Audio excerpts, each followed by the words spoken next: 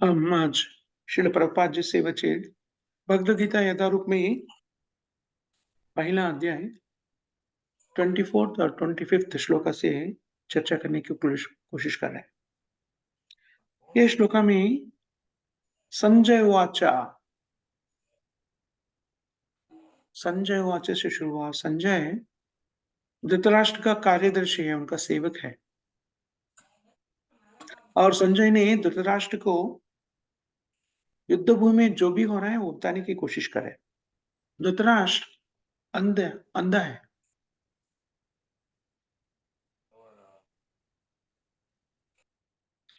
और रणभूमि में क्या हो रहा है उनको पता नहीं है, लेकिन संजय राजभवन में बैठकर वो देख सकते हैं युद्ध भूमि में क्या हो रहा है, रणभूमि में क्या हो रहा है।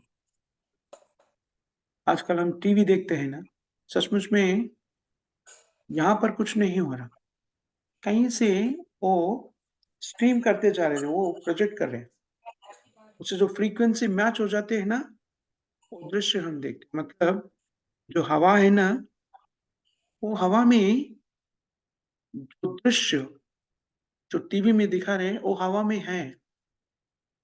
हम टीवी नामक एक यंत्र को रखे, हमें क्या कर रहे हैं, वो फ्रीक्वेंसी को मैच कर रहे हैं, तो फ्रीक्वेंसी में जो भी आ रहे हैं दृश्य रूप में वो हम देख सकते हैं।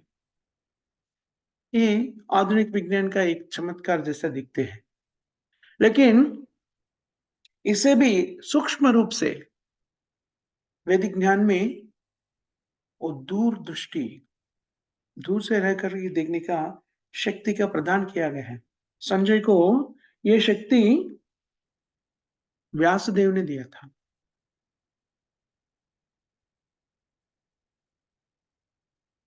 संजय तो धृतराष्ट्र के पास उनके भवन में बैठा हुआ है, फिर भी वो देख सकते हैं कि रणभूमि में क्या हो रहा है। भगवत गीता में संजय जो भी रणभूमि में हो रहा है वो सब धृतराष्ट्र को बता रहे हैं, एक अपना ही दशरथ का खुद का रूम में बैठ के।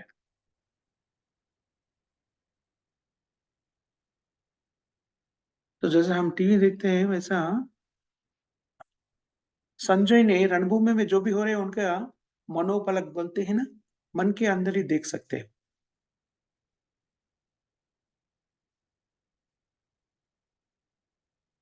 जो हम भौतिक जीवन में अ, वैज्ञानिक रूप से उन्नति को देखते हैं वो भौतिक है, शाश्वत नहीं है या आध्यात्मिक भी नहीं है। भगवद गीता में बताते हैं हमको 7वां अध्याय 4था श्लोक में, भूमिरापो अनिलो वायु कम मनो बुद्धिरेव च अहंकार इति मयि भिन्ना प्रकृति रक्षित। ये भूमि, पानी, अग्नि, वायु और आकाश, ये 5 बहुत ही अ, स्थूल रूप से स्थूल रूप का भौतिक पदार्थ है। स्थूल मतलब ए, कोई भी देख सकता है उसे। हम धरित्री को या भूमि को देख सकते हैं, पानी को देख सकते हैं, जल, अग्नि को देख सकते हैं, वायु को हम स्पर्शा के द्वारा उसका अनुभूति कर सकते हैं। इससे भी सूक्ष्म रूप से कई चीजें क्या है वो, मन, बुद्धि और अहंकार। मन को हम नहीं देख सकते, बुद्धि को हम नहीं देख सकते। हम समझ सकते हैं कि हमको बुद्धि है, लेकिन बुद्धि को आंखों से नहीं देख सकते हैं। सब लोगों को मालूम है हमें मन है, लेकिन मन नहीं दिखता है, वो सूक्ष्म रूप से है। ये मन, बुद्धि और अहंकार ये भी भौतिक है, लेकिन सूक्ष्म रूप से है, इसलिए हम नहीं देख सकते। हम टीवी को देखते हैं, टीवी तो स्थूल रूप का एक भौतिक पदार्थ है, भौतिक वस्तु है। ऐसे ही जैसा टीवी जैसा है, हमने भौतिक रूप में उसे देख सकते हैं, अपना स्थूल आँखों से देख सकते हैं। जैसा टीवी जैसा ही दूसरा एक सूक्ष्म रूप से किया गया टीवी है, वो मनोनेत्र कह जाते हैं। मंत्रों का शक्ति से वो बना जाता है।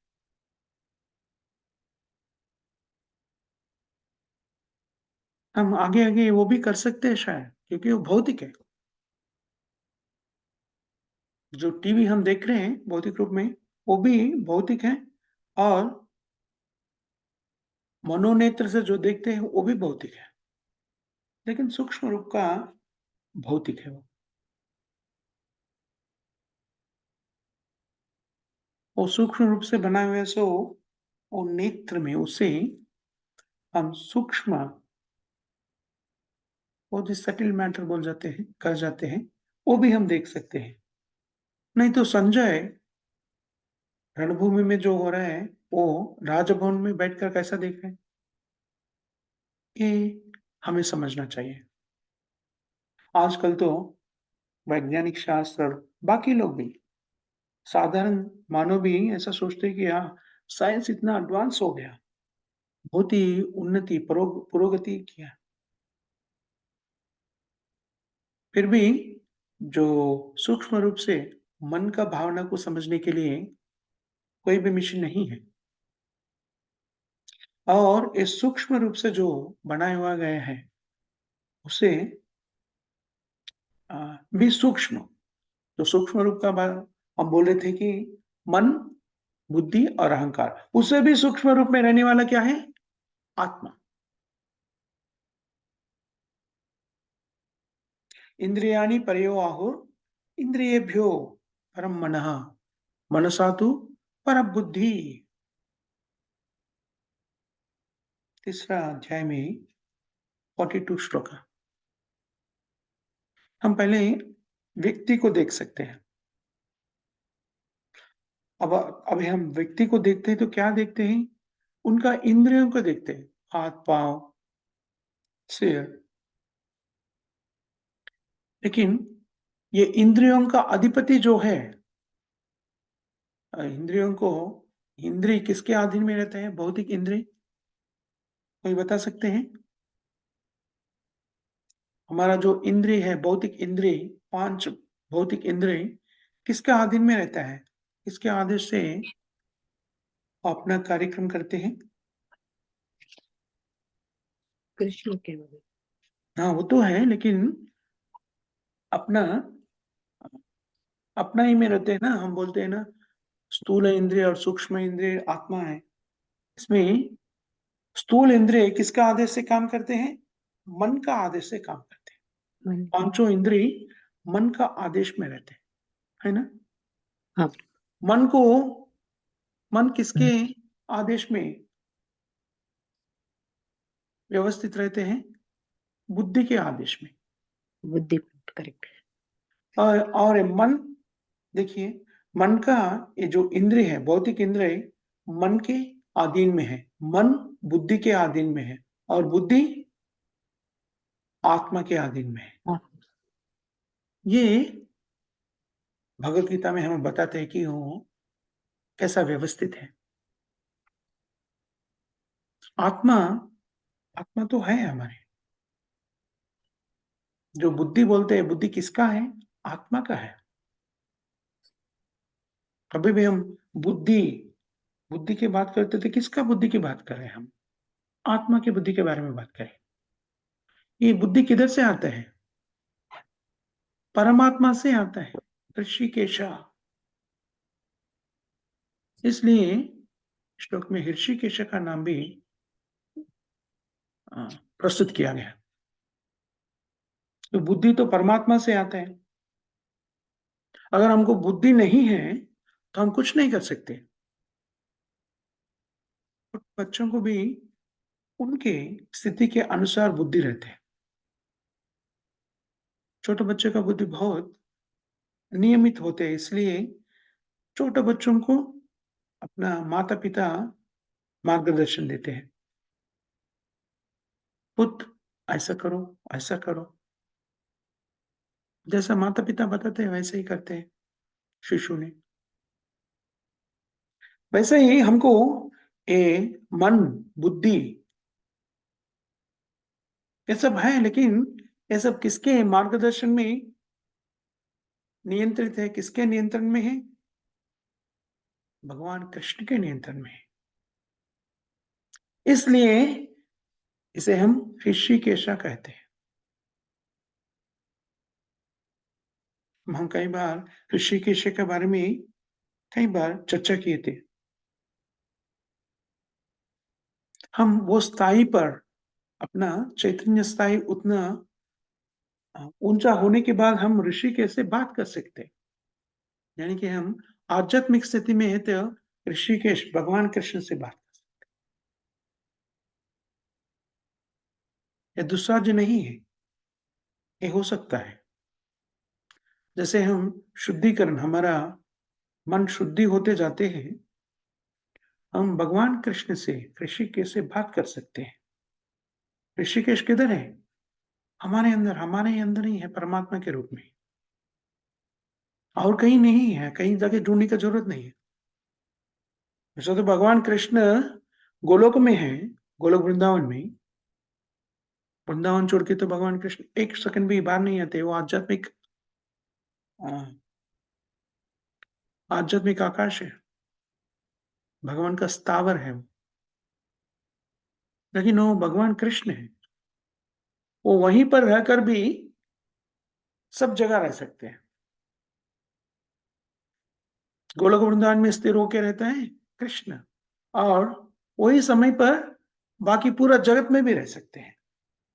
गोलोक एव निवसत्व अखिलात्मभूतो गोलोकनामिनि जदामिनि तले च तस्य देवी महेश हरिधाम सुतेषु तेषु ते ते प्रभावनिचया वीतश्च येन गोविन्दमादिपुरुषं तमहं भजामि।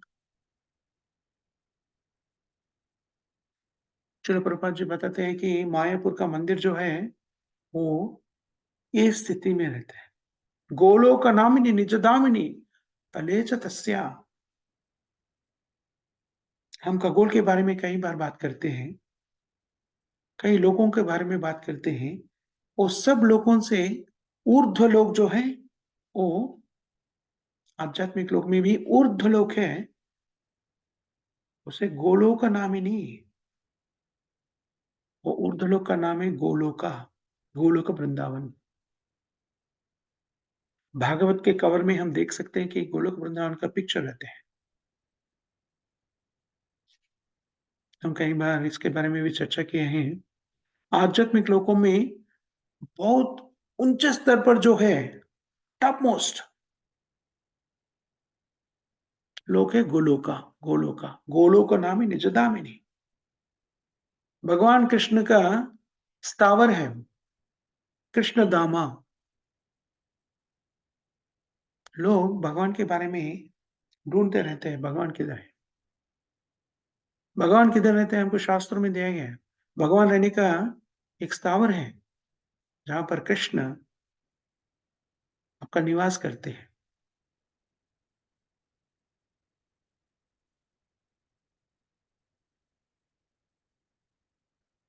हमारा जो भौतिक रूप से जो हमारे पास कई मिशन है ना, एरोप्लेन है, स्पुतनिक है, रॉकेट्स है, उससे हम गोलोक वृंदावन नहीं जा सकते। हम तो उधर तक क्या, ये भौतिक जगत में जो ऊपर सा है ब्रह्मलोक, उधर भी नहीं जा सकते। हम लोग तो यहाँ पर बैठ के ही धरित्री में रहकर आकाश में देख सकते हैं कई तारा, कई लोगों को हम देख सकते हैं आकाश में। और कोई बोल सकता है हाँ हमारे पास एक मिशन है, रॉकेट है, हम इसमें बैठ के जाएंगे। नहीं, हम उधर नहीं जा सकते, क्योंकि हमारा जो रॉकेट भी है वो नियमित रूप से जितना दूर जा सकते हैं वो नियमित है। हम इधर से जो हमारे आंख को दिख रहे हैं, चंद्रमा के पास भी नहीं जा सकते। चंद्रमा शास्त्रों में बताते कि हमसे नजदीक सा खगोल में नजदीक सा गोल है चंद्रमा। हम उधर भी नहीं जा सकते हैं।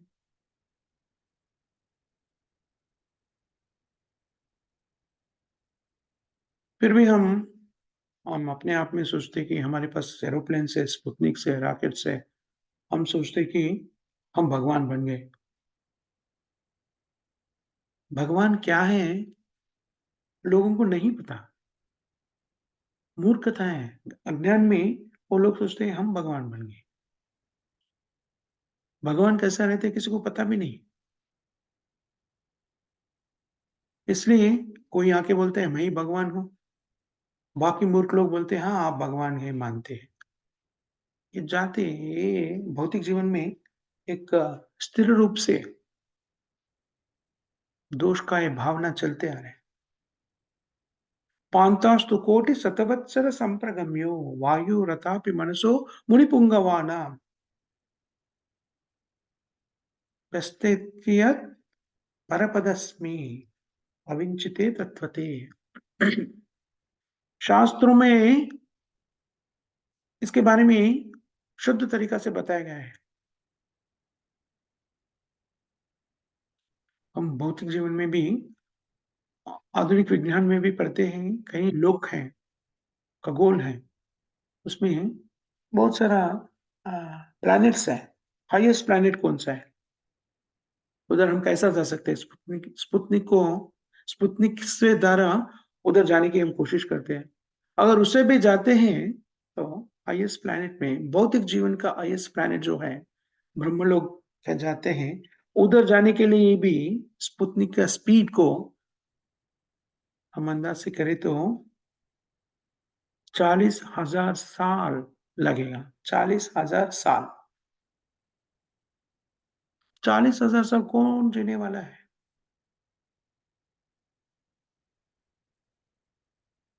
लेकिन हम अगर स्पुतनिक का स्पीड कितना है इधर से, चंद्रमा कितना दूर है, उधर से आगे गए तो दूसरा खगोल कितना दूर है, उसका हम गिनती किए तो हमें समझ में आता है कि पेपर में 40,000 कितना कितना बताया था? 40,000 साल स्पुतनिक में गए तो हम चंद्रमंडल से भी आगे थोड़ा जा सकते हैं। लेकिन कोई भी उतना साल जीते ही नहीं है।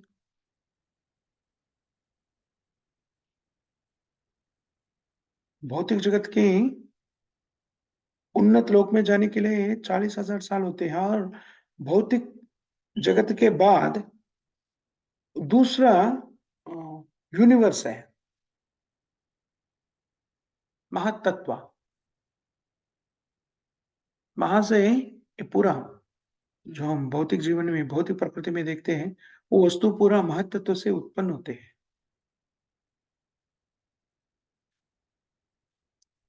उसे हम उसे छेद कर अंदर जाना है। और पहले उसे स्टॉक मटेरियल बोलते हैं वो, फैले हुए सो जो स्थिति है, वो 7वाँ लेयर्स में रहते हैं। वो महातत्व जो है, उसका 7 लेयर्स हैं। एक लेयर से एक लेयर को छेद कर हम अंदर जाते हैं, दूसरा लेयर जो आते हैं, ये 10 गुना थिक रहते हैं और उससे भी छेद करके जाते थे और 10 गुना दूसरा लेयर, उससे भी 10 गुना चौथा लेयर ऐसा रहते हैं। तो ये सब जो लेयर्स बोलते हैं ना, उसे क्या बोलते हैं? तरंग बोल सकते हैं। वो लेयर्स को छेद करके हम पार कर सकते हैं। अगर वो सब पार करने के बाद हमें आध्यात्मिक आकाश का प्रकट होते हैं। आध्यात्मिक लोक। आध्यात्मिक लोक में अनेक आध्यात्मिक आकाश में अनेक लोक हैं। वैकुंठ लोकास्ति कालिदास। आध्यात्मिक जगत तो भौतिक जगत से 3 गुना ज्यादा है, 3 गुना बड़ा है। ये भौतिक जगत ही हम माने तो पूरा सृष्टि में 1/4 है। भगवान कृष्ण के सृष्टि में भौतिक जगत केवल 1/4 है। एकांशेन स्थितो जगत। अर्जुन ने कृष्ण से विचार करते हैं, आपका विभूति के बारे में कुछ हमें समझाइए। अर्जुन पूछते हैं। तभी भगवान कृष्ण ने इसके बारे में थोड़ा बहुत सारांश बताते हैं।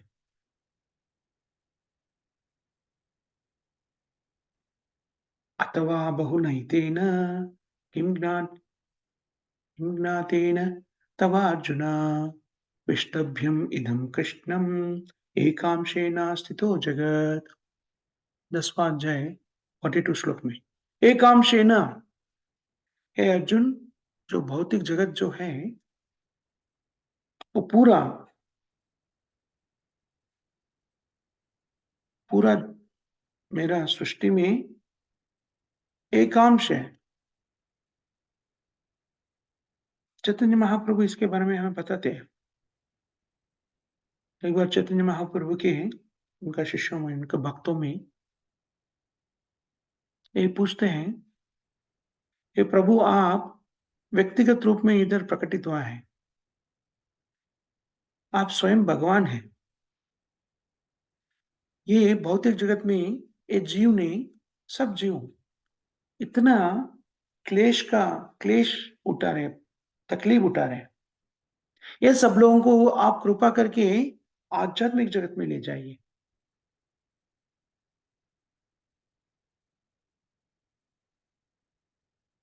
और वो पूछते हैं, भक्त ने पूछते हैं, हे भगवान, अगर ये सब लोग इतना पापी हैं, ये पाप से उन्हें ऊर्ध्वलोक में, आध्यात्मिक जगत में नहीं ले जा सकते, तो ये सब लोगों का पाप मुझे दे दीजिए और ये सब लोगों को ना आध्यात्मिक जगत में ले जाइए। चैतन्य महाप्रभु मंदहास करते हैं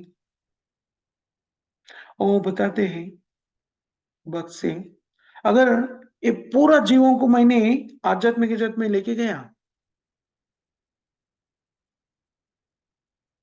तुझे पता है ये बहुत छोटा, पूरा सृष्टि में बहुत छोटा भाग है।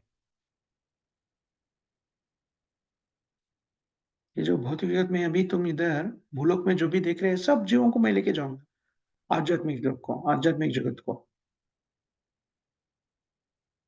ऐसा वाला हम जो भूलोक देखते हैं, वैसा वाला बहुत सारा लोग है भौतिक जगत में।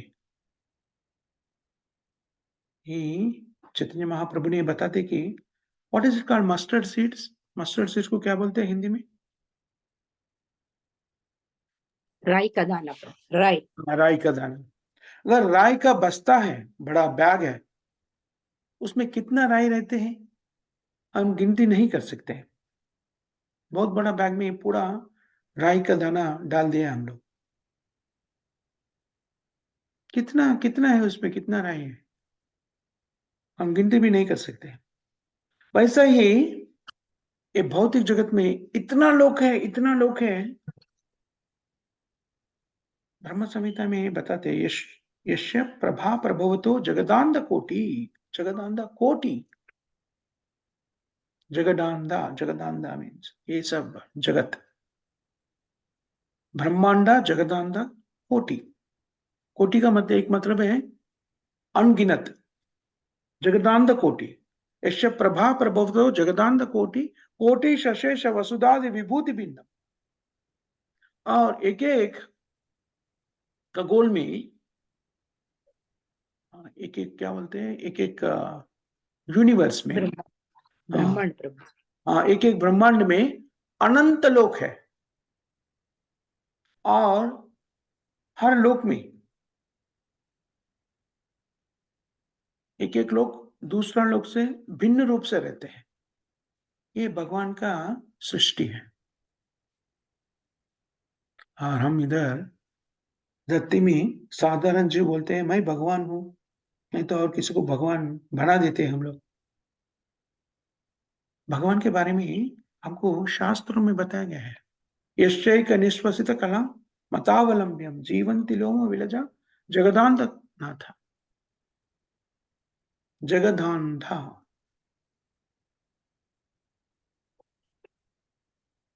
हर जगदांडा में एक एक ब्रह्मांड का अधिपति है। ब्रह्मा अंडा, ब्रह्मा एक एक जगदांड का अधिपति ब्रह्मा, इसलिए ब्रह्मांडा कह जाते हैं। ब्रह्मा ये ब्रह्मांड का अधिपति है, क्योंकि ये ब्रह्मांड, अंड मतलब क्या है? एग, है ना? ये ब्रह्मांड इसलिए कहा जाए यज्ञ के रूप में रहते हैं ब्रह्म, ये खगोल। जगदांधा, अनंत जगदांधा है, उसमें हर जगदांधा को एक ब्रह्मा नियंत्रण करते हैं। अनेक ब्रह्मा है,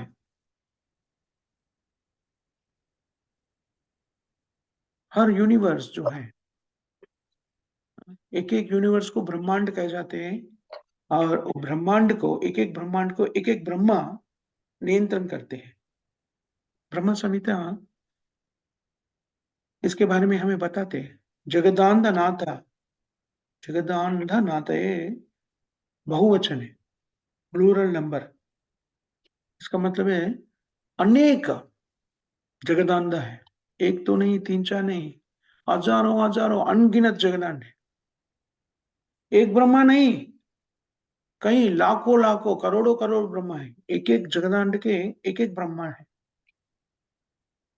वैसे ही लाखों लाख शिवा है, एक शिवा नहीं है। हम भागवत में पढ़ते हैं शिव जी का उत्पन्न किधर से होते हैं? ब्रह्मा के फोरहेड से आता है शिव जी। एक ब्रह्मा नहीं, बहुत अनेक ब्रह्मा है, वैसे ही अनेक शिवा भी है, वैसे ही अनेक विष्णु है, अनेक सूर्यदेव है, क्योंकि अनेक यूनिवर्सेस, अनेक जगदांड है। अभी एक बार सोचिए,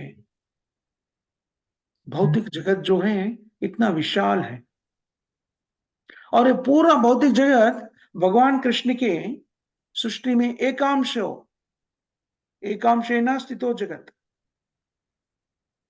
पूरा है जगत, पूरा भौतिक जगत, पूरा पूरा सृष्टि में 1/4 है। 3/4 क्या है? आध्यात्मिक जगत है। अभी सोचिए आध्यात्मिक जगत और कितना विस्तार होगा। वो आध्यात्मिक जगत में बहुत उन्नत स्थिति में जो है वो लोग हैं गोलोक वृंदावन है। हम तो चंद्रमंडल भी नहीं जा सकते, तो आध्यात्मिक जगत में रहने वाले वो ऊर्ध्व उन्नत लोक में हम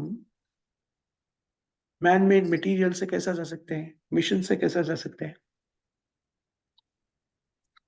हम तो बोल रहे थे मटेरियल कवरिंग जो है, हम बोल रहे थे कवरिंग बोलते हैं ना, वो 7वां कवरिंग है। एक कवरिंग से दूसरा कवरिंग 10 गुना मोटा है, उससे भी 10 गुना मोटा तीसरा कवरिंग, उससे भी 10 गुना मोटा चौथा कवरिंग, ऐसा है। और एक ये पूरा मटेरियल यूनिवर्स को छेद करके हम बाहर जाते हैं, उधर तरफ जाते तो वो आध्यात्मिक आकाश है। उधर ऐसा ज्योति का प्रज्वलन हमें दिखता है, उसे कहते हैं हम ब्रह्मांड।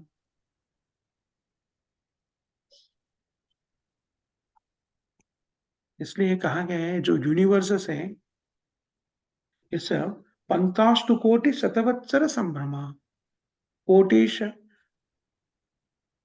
कोटि शतवत्सरा। हम कोटि कोटि वर्षों तक स्पुतनिक में भी चले तो हम नहीं जा सकते, पूरा शक्ति का सगाए तो भी उधर नहीं जा सकते। पंतास्तु कोटि शतवत्सरा। अगर स्पुतनिक का स्पीड मन के, मन जैसा तेजी से भागते हैं, मन जैसा, देखो अभी हम इधर है, एक सेकंड में हम पूरा जगत में कहीं भी जा सकते, एक सेकंड में हम सोचे तो उधर जा, हम चंद्रमंडल के बारे में सोच रहे थे, वहां रहते, एक सेकंड में उधर रह सकते, है ना? मन की स्थिति से, मन का सोच से, अगर जैसा हमारा सोच है उतना ही स्पीड से हम स्पुतनिक भी बनाया, फिर भी हम आध्यात्मिक जगत में प्रवेश नहीं कर सकते।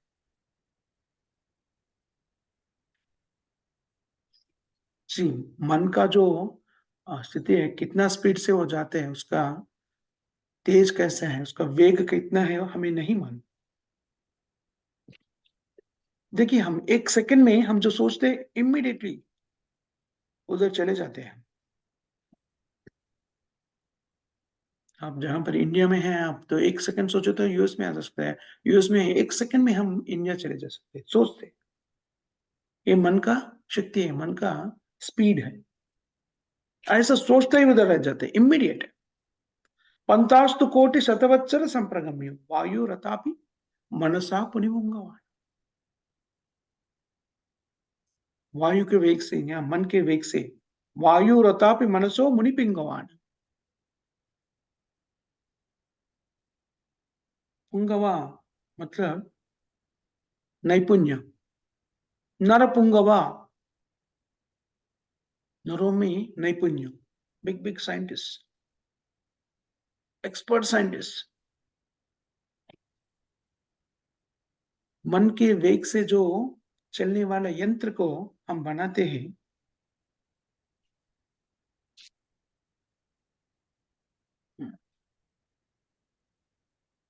तभी भी हम भौतिक रूप से बनाए सो मिशन से हम नहीं जा सकते। अविचिंत्य तत्वे।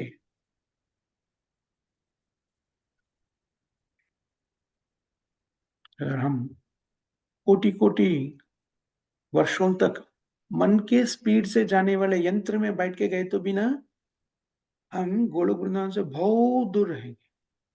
ये स्थिति है। और हम एक कृष्ण के बारे में बोलने की कोशिश करते हैं, उनको समझने की कोशिश करते हैं, और हम बोलते हैं हम खुद कृष्ण हैं। कभी भी ये नहीं सोचे कि भगवान कृष्ण साधारण व्यक्ति नहीं है। ओजानन्ति मां मूढ़ा मानुषम तानुमाश्रिता। भगवान कृष्ण अपनी कृपा से मनुष्य रूप में प्रकटित होते हैं। इधर प्रकटित हुए तो ऐसा दिखते हैं कि साधारण व्यक्ति के जैसे दिखते हैं, लेकिन वो साधारण नहीं है। भगवान कृष्ण मनुष्य रूप में प्रकटित हुआ, इसका मतलब नहीं कि सब मनुष्य भी भगवान हो गया। यही बोलते हैं मूर्ख लोग जो रहते हैं, अवजानन्ति मां मूढ़ा। अज्ञानी जो रहते हैं वो सोचते हैं कि हम भी भगवान हैं, हम भी कृष्ण बन गए। श्रील प्रभुपाद जी ने भगवत गीता में स्वयं भगवान कृष्ण ने कृष्ण क्या है बताने की कोशिश करे। ऋषिकेश ऋषिकेश ऋषिकेश गोलोक नामनी गोलोक एव निवसत्व किलात्म भूतो गोलोक एव निवसत्व आनंद चिन्मय रस प्रतिभाविताभिः ताभिर्ययेव निज रूप तया कलाभि गोलोक एव निवसत्व किलात्म भूतो गोविंदमादि पुरुषम तमहं भजामि। हमारा जो प्रार्थना है, भगवान से जो प्रार्थना करते हैं, बहुत साधारण है। तमहम भजामि, किसी गोविंद को, आदि पुरुष, गोविंदम आदि पुरुषम तमहम भजामि। हम साधारण व्यक्ति की पूजा नहीं कर रहे हैं। हम किसको पूजा करें? गोविंदम आदि पुरुषम तमहम भजामि। गोविंद को प्रार्थना करते हैं, पूजा करते हैं हम। गोविंद कैसा है? गोविंद का वर्णन ब्रह्म संहिता में दिया गया। कैसा गोविंद? आनंद चिन्मय रस प्रतिभाविता भी। वो आध्यात्मिक जगत में रहते हैं। वो आध्यात्मिक जगत कैसे रहते हैं? आनंद चिन्मय रस,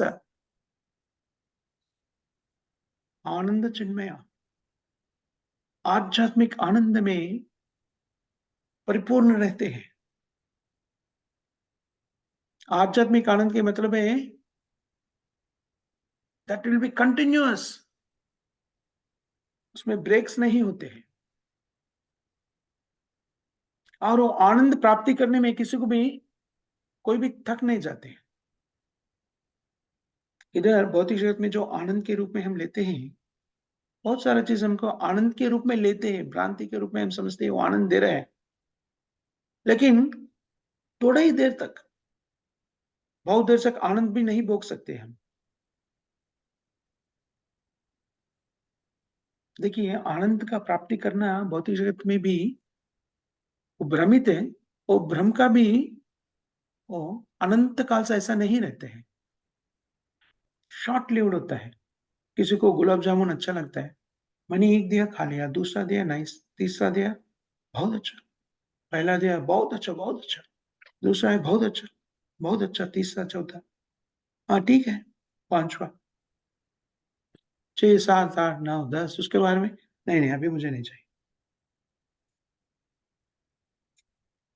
उससे ज्यादा हम नहीं खा सकते, आनंद मिलते हैं बहुत, व्यक्ति उसे बहुत चाहते होंगे बहुत, लेकिन जितना ले सकते हैं 5, 6, 7, 8, बस उतना ही ले सकते हैं, उसे आगे आनंद का प्राप्ति नहीं कर सकते नियमित रूप से। जो भी हो, मैथुन तृप्ति में भी ऐसा ही होते हैं, सब प्रोलॉन्ग नहीं होते हैं, थोड़ी देर में खत्म हो जाते हैं आनंद का अनुभूति भी। अभी सोचिए, चिन्मय आनंद मतलब क्या है? आनंद चिन्मय रस प्रतिभा, इसका मतलब है कभी भी अंत नहीं होता है, इट विल गो ऑन, नव नव यौवन, एक के बाद एक, एक के बाद एक, एक के बाद एक। नवा मतलब नया नया नया नया नया। देखिए, अभी सोचने की कोशिश कीजिए, आध्यात्मिक आनंद कैसा रहता है। कई लोग इसे कहा सहज कहा जाता है, भौतिक आनंद को आध्यात्मिक आनंद जैसा भ्रांति में स्थिति में रहते हैं, उसे कहते हैं सहजिया। इसलिए हम सहजिया नहीं बनना चाहिए, हमको शास्त्र के आधार पर सत्य को अवगाहन करने का कोशिश करना चाहिए। श्री कृष्ण ने बताया ऋषिकेश कैसा है, गोलोक एवं निवसत्व अखिलात्म भूतो।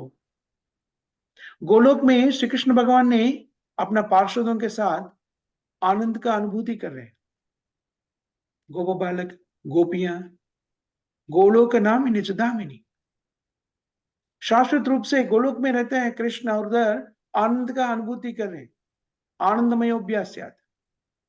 वही समय पर वहां पर है, यहां पर हमारा हृदय में भी है, ये कृष्ण का स्थिति है, ऋषिकेशा। एक ही समय पर सब जगह रह सकते हैं कृष्ण, हमारा हृदय में भी नहीं, हर अणु में भी भगवान का स्थिति है। अंडांतरस्थ परमाणु चयांतरस्थम गोविंदमादि पुरुषम तमहम भजामि। हमारे हृदय में भी नहीं, छोटा छोटा छोटा अणु में भी भगवान कृष्ण परमात्मा के रूप में स्थित है। अभी सोचिए कितना अणु है इधर, सब अणु में भगवान कृष्ण स्थित है। इसलिए भगवान कृष्ण के बारे में समाचार हमें शास्त्रों से मिलता है, शास्त्रम एवं चक्षुषा, वेदांत सूत्र में मिलता है। हम हम भगवान को कैसा देखना है, भगवान को कैसा समझना चाहिए, शास्त्रों से हम समझना चाहिए, अपना मनोकल्पना से नहीं। शास्त्र चक्षु कह जाते हैं, हम कैसे देखते हैं, शास्त्र चक्षु, चक्षु मतलब देखना, आंख, सुनते हुए हम समझ सकते हैं भगवान कृष्ण को वेद शास्त्र के माध्यम से। यह शास्त्र विधिम उत्सृज्य वर्तते कामा। अगर शास्त्रों को छोड़ के हम ना मनोकल्पना से समझने की कोशिश करते हैं, शास्त्र विधि उत्सृज्य वर्धते कामा भारतः, तभी क्या होते हैं, न ससिद्धिम अवपोनोति। तभी मुझे हमें परिपूर्णता कभी भी नहीं मिलते हैं। मनोकल्पना से हम समझने की कोशिश करते तो हम परिपूर्ण नहीं हो सकते। शास्त्रों से सीखना चाहिए। न स सिद्धिं अवापि न सुखम। अगर मनोकल्पना से हम समझने की कोशिश करें तो अभी समझ में भी नहीं आएगा। जितना समझ में आया बोल के भ्रांति में रहते, उससे हमें सुख भी नहीं मिलता है और परम गति भी तो बिल्कुल नहीं मिलेगा। इसलिए हम शास्त्रों से भगवान के बारे में समझने की कोशिश करना चाहिए। प्रामाणिक शास्त्रों से, प्रामाणिक आचार्य से। सब चीज़ हम शास्त्रों से समझने की कोशिश करना चाहिए। क्योंकि हमें वी आर लाइक अंधा, वी आर ब्लाइंड। शास्त्र ज्ञान से हमको ज्ञान का प्राप्ति होती है।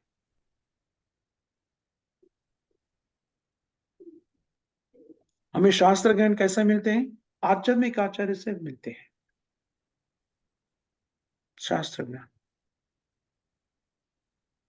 जो शास्त्र का ज्ञान हमें देते हैं वो आध्यात्मिक आचार्य है। और कैसा देते हैं वो शास्त्र ज्ञान? अपनी मनोकल्पना से नहीं, प्रामाणिक गुरु से, प्रामाणिक तरीका से। प्रामाणिक आचार्य भगवान कृष्ण का प्रतिनिधित्व करते हैं। इसलिए जो भगवान कृष्ण ने जो बताया यथारूप वो हमें वो बताते हैं। अगर कोई आचार्य के नाम से या आध्यात्मिक गुरु गुरु के नाम से सच नहीं प्रकट करते शास्त्रों के सत्य को, वो गुरु नहीं कहा जाते हैं। Is not a spiritual master anymore. हम हर दिन ने प्रार्थना करते ना, ओम अज्ञानतिमिरान्धस्य ज्ञानाञ्जनशलाकया चक्षुरुन्मिलितं येन तस्मै श्री गुरुवे नमः।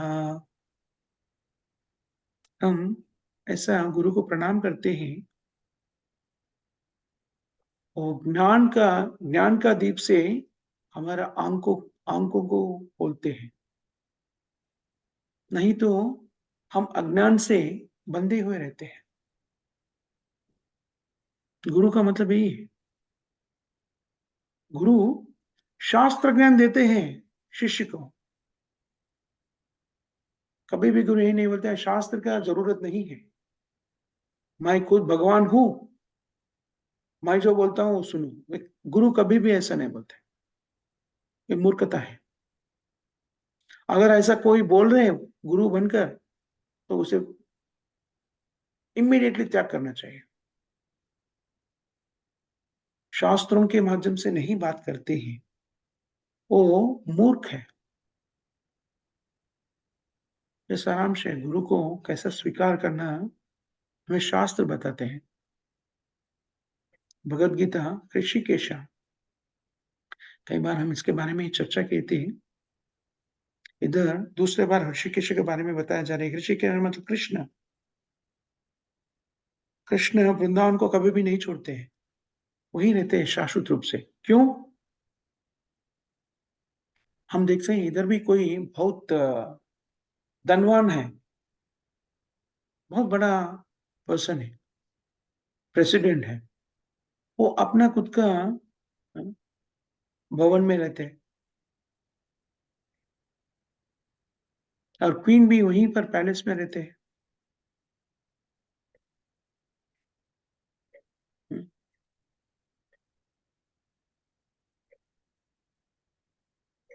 भगवान कृष्ण ऐसा नहीं, वो उधर है और कहीं नहीं जा सकते वैसा नहीं। वहां पर भी रहते हैं, सब जगह भी रह सकते हैं। भौतिक जीवन में बहुत बड़ा व्यक्ति है, वो भी एक जगह पर रहते तो जितना भी बड़ा हो दूसरा जगह पर एक ही समय पे नहीं रह सकते हैं। लेकिन भगवान कृष्ण अपना गोलोक धाम में भी रहते हैं, पूरा जगत में भी रहते हैं। हर अणु में भी भगवान स्थित है, कृष्ण स्थित है। गोलोक एवं निवसत्व अखिलात्म भूतो आत्मभूता। हर जीव के हृदय में रहने वाले ऋषिकेश। हर जीव के हृदय में रहकर परमात्मा के रूप में मार्गदर्शन कर रहे हैं, हमें बुद्धि प्रदान कर रहे हैं। हम हमारा मन को शुद्धि करते जाते हैं। जितना हमारा मन शुद्धिकरण होते हैं, उतना ही हम भगवान के मार्गदर्शन स्वीकार कर सकते हैं। भगवान परमात्मा के रूप में सबको मार्गदर्शन कर रहे हैं, लेकिन हमारा मन शुद्धि नहीं है, इसलिए भगवान का मार्गदर्शन हम नहीं ले सकते, हम नहीं सुन सकते हैं। अगर मन शुद्धि हो गए तो हम सुन सकते हैं। यहाँ पर गुड़ाकेशा, गुड़ाकेशा, गुड़ का मतलब अंधकार, ईशा इसका अधिपति। गुड़ाकेशा का मतलब है अंधकार का एक चिकनी इंद्रिय, इंद्रियों का अधिपति बनने वाला गुड़ाकेशा। गुड़ का मतलब अंधकार, अंधकार अपना इंद्रियों को भी प्रस्तुत करते हैं और इंद्रियों का अधिपति गुड़ाकेशा। गुड़का का मतलब है नींद, अंधकार, अंधकार मतलब नींद में भी हम कुछ नहीं देख सकते, अंधकार। भौतिक जगत को और भौतिक इंद्रियों को भी एक गुड़का कह जाते हैं और ये सबका अधिपति है गुड़ाकेशा। भौतिक इंद्रियों का अधिपति बनना, अगर हम अधिपति बन गए तो हम भी गुड़ाकेश कह जा सकते हैं। अर्जुन को इधर गुड़ाकेश बोल के पुकारा गया है।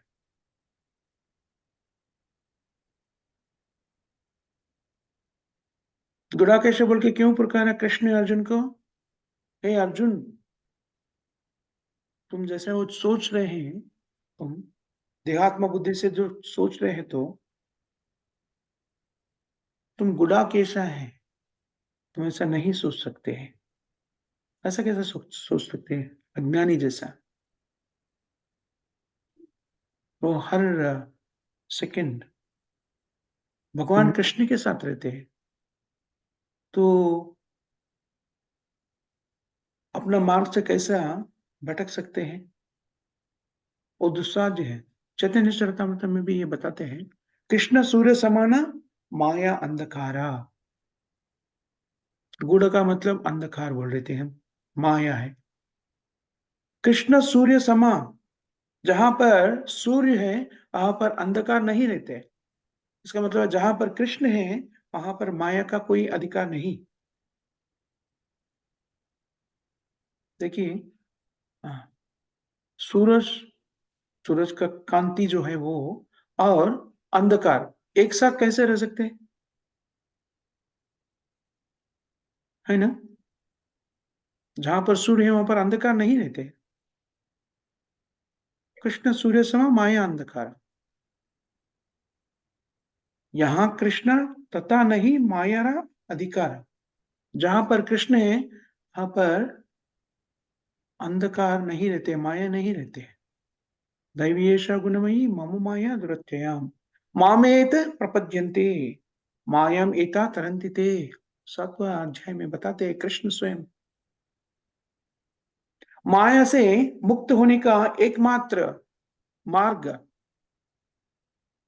हमें कृष्ण बताते हैं। अगर भगवान कृष्ण के शरणागति में जाते हैं तो माया से परे हो जाते हैं। अगर भगवान के सांगत्य में रहते हैं हम, भगवान के शरणागति लेते तो माया हमें छू नहीं सकते। अगर हम सूर्य के शक्ति में, सूर्य के तेज में रहते हैं तो अंधकार होने का कोई प्रश्न ही नहीं उठता ना।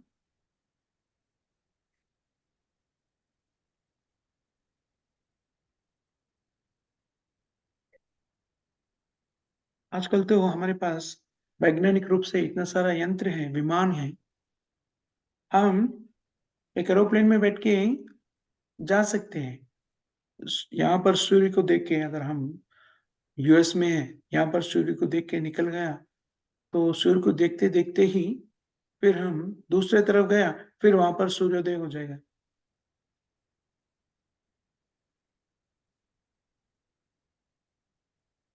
ये हो सकता है प्रैक्टिकली। वैसे ही अगर हम कृष्ण के शरणागति में जाते हैं तो अंधकार से, अज्ञान से मुक्त हो जाते हैं, माया से मुक्त हो जाते हैं। ये कृष्ण भावना है। इसलिए हम सबको गुडाकेश बनने की कोशिश करना चाहिए। दूसरा, अगले श्लोक में ये भी बताते हैं कि कृष्ण हृषिकेश सर्वस्वचाहम हृदय सन्निविष्टो। कृष्ण कृष्ण को पता है हम क्या चाहते हैं, क्या करने की कोशिश कर रहे हैं, हमारा भूतकाल में क्या किया था, वर्तमान में क्या है हमारा, भविष्य में क्या होने वाला है। ये सब लोगों के बारे में कृष्ण जानते हैं। भगवत गीता में बताया गया है, वेदाहम समतीतानि, मैं सब कुछ जानता हूं अर्जुना। स्तपयित्वा रतोत्तमं स्तपयित्वा। अर्जुन पूछते हैं कि सेनयोर उभयोर मध्ये रतम स्थापितेमि अच्युतः। वैसे ही सुनते ही कृष्ण ने अर्जुन का रथ दोनों सेना के बीच में लेके गए। उसे पता है, कृष्ण को मालूम है अर्जुन क्यों उधर ले जाने को बोल रहे हैं। अर्जुन ने देखना चाहते कि वो किससे युद्ध करने के लिए यहाँ पर प्रस्तुत है। वो सब तो उनका मित्र है, सब उनका बंधु है, इसलिए वो युद्ध करने से वो सोच रहे बार बार।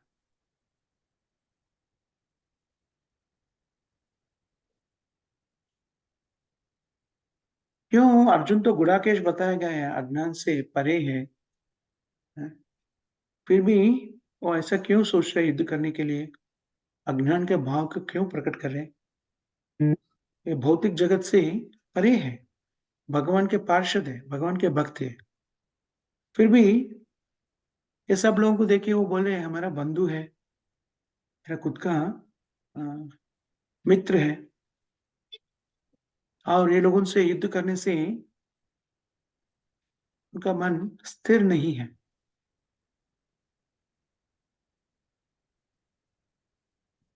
ये सब मेरा खुद का परिवार है, ये सोच रहे हैं। भगवान कृष्ण के ये सब मालूम है, इसलिए भगवान कृष्ण समझते हैं कि अर्जुन ये पारिवारिक का व्यक्तियों से मोहपूरित है, लेकिन वो क्या कैसा है कि कैसा हो सकते हैं। लेकिन इसलिए हुआ, भगवान कृष्ण ने चाहता है कि अर्जुन जैसा साधारण व्यक्ति जैसा अपना मन के भावना को प्रस्तुत करें, भगवान की आज्ञा से, भगवान की कृपा से, भगवान की आज्ञा से। वैसे तो भी अर्जुन भगवान के बहुत बड़ा भक्त है, फिर भी साधारण व्यक्ति बद्ध जीवी जैसा सोचते हैं, भौतिक जीवन में रहने वाले जीव जैसा सोचते हैं, वैसा सोचने के लिए भगवान कृष्ण ने उसे प्रेरित किया।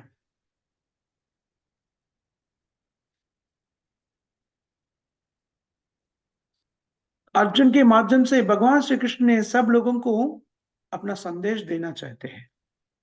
भगवान कृष्ण साधारण व्यक्ति से बात भी नहीं करते हैं, और साधारण व्यक्ति युद्ध भी नहीं करते। अभी भी राक्षस प्रकट होते हैं इधर भौतिक जगत में, हिरण्याक्ष हिरण्यकश्यपु। ये दोनों, हिरण्याक्ष हिरण्यकश्यपु जय विजय है, वैकुंठ लोक में द्वारपालक है। ये इधर भौतिक जगत में प्रकट इसलिए हुआ है, भगवान कृष्ण की आज्ञा से हुआ है। आप दोनों जाके मेरा शत्रु बनो, 3 जन्म आप शत्रु बन के जाओ, मैं आके युद्ध करूंगा। वो पूछते हैं भगवान कृष्ण से, भगवान कृष्ण जय विजय से पूछते हैं, उसे शाप दिया जाता है तो वो बोलते हैं भौतिक जगत में आपको जाना है, तो भगवान जय विजय से पूछते हैं मेरा दोस्त बनकर 3 जन्म लेगा। मेरा मित्र बनकर 7 जन्म लेगा। आप खुद निर्णय कीजिए। जय विजय बोलते हैं, भगवान हम वैकुंठ से ज्यादा समय दूर नहीं रह सकते, हम 7 जन्म नहीं ले सकते, इसलिए आपका शत्रु बनकर 3 जन्म लेके वापस आएंगे।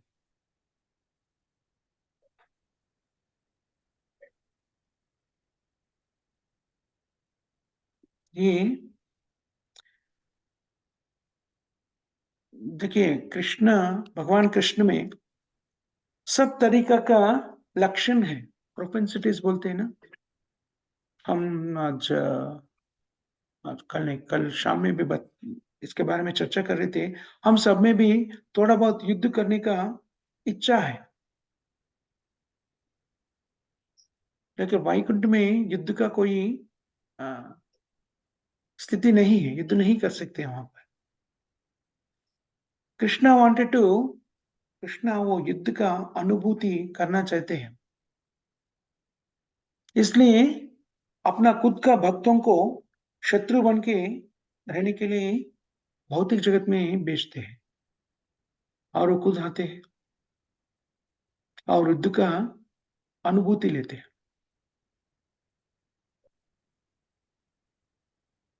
इसलिए भगवान कृष्ण को समझना बोले तो भगवान कृष्ण के ऋषिकेशा माना गया है, सब इंद्रियों का अधिपति। भगवान कृष्ण को पता है अर्जुन अपना परिवार के बारे में ऐसा मोहित नहीं होता तो भगवत गीता कैसा प्रकट होगा। इसलिए अर्जुन तो गुड़ाकेश है, अज्ञान से परे है, फिर भी भगवान कृष्ण के इच्छा से जैसा साधारण व्यक्ति का अनुभव को व्यक्तीकरण कर रहे हैं।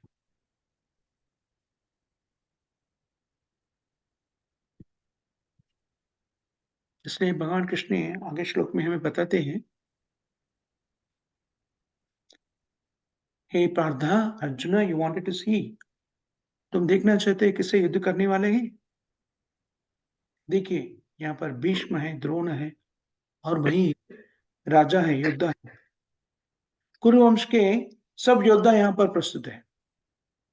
धृतराष्ट्र के पूरा 100 पुत्र है। सब लोगों को ठीक तरीके से देखो और युद्ध के लिए तैयार हो जाइए। ये गुड़ाकेशा और ऋषिकेशा शब्द का अर्थ है। ये भगवान श्री कृष्ण को जैसा शास्त्र में बताया गया वैसा हमें समझना चाहिए। तो हम क्या करना चाहिए? हम प्रामाणिक आचार्य से ज्ञान का प्राप्ति करना चाहिए।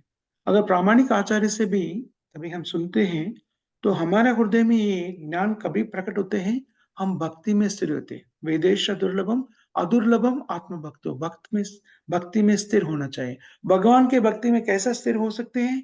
कृष्ण की भक्ति में श्रील प्रभुपाद जी ने हमें बताते हैं कि 4 नियमों का पालन करना अपना जीवन में उतारने से हम कृष्ण भावना में रह सकते हैं। अगर कृष्ण भावना में रह गया मतलब भगवान के भक्ति में रह गया। अगर हम भगवान के भक्ति करें तभी हमारा मन का शुद्धि होगा, तभी शास्त्रों को यथारूप में हम भगवान की कृपा से समझ सकते हैं।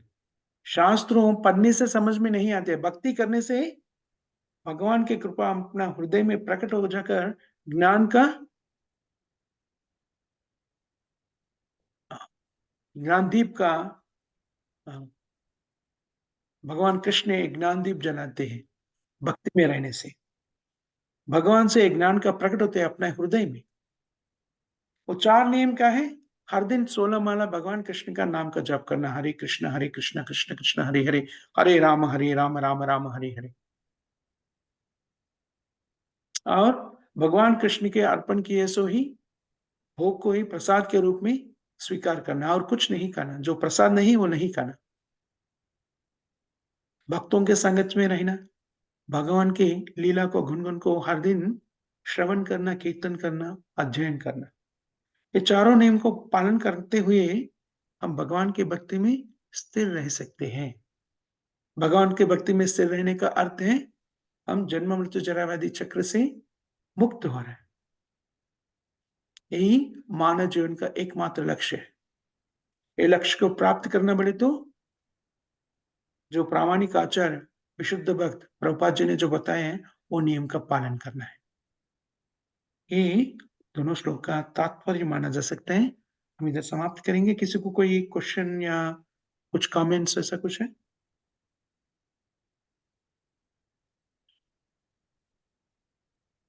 किसी को क्वेश्चंस कमेंट्स ऐसा नहीं है तो हम यहाँ पर समाप्त करेंगे। जगत गुरु श्रील प्रभुपाद की जय। हरिनाम संकीर्तन की जय। नामाचार्य हरिदास ठाकुर की जय। सामवेद भक्त वृंद की जय। ग्रंथराज श्रीमद् भागवतम की जय। बहुत बहुत शुक्रिया माता जी संत प्रभु जी श्रील प्रभुपाद जी के ग्रंथों से चर्चा करने की मौका दिया। आप सबको धन्यवाद। हरि हरि बोल। हरे कृष्णा प्रभु जी, दंडवत प्रणाम। हरे सभी कृष्ण को प्रभु दंडवत प्रणाम। हरे कृष्णा। हरि हरि हरे बोल। कृष्ण प्रभु। प्रणाम माता जी संत प्रभु जी। हरे कृष्ण।